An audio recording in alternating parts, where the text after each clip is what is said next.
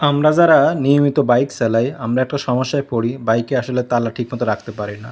আজকে আপনাদেরকে দেখাবো আমি কিভাবে নিজের মতো করে তালা রাখার জায়গা করলাম আরকি। এরকম ছোট ২ টো রিং, এরপর রিংটাকে এরকম গ্যাস দিয়ে ঝালাই করে যেখানে পা রাখার জায়গা, সেখানে এই তালাটা কিন্তু যেটা দেখতে পাচ্ছেন সেটা কিন্তু আমরা প্রস্তুত করেছি।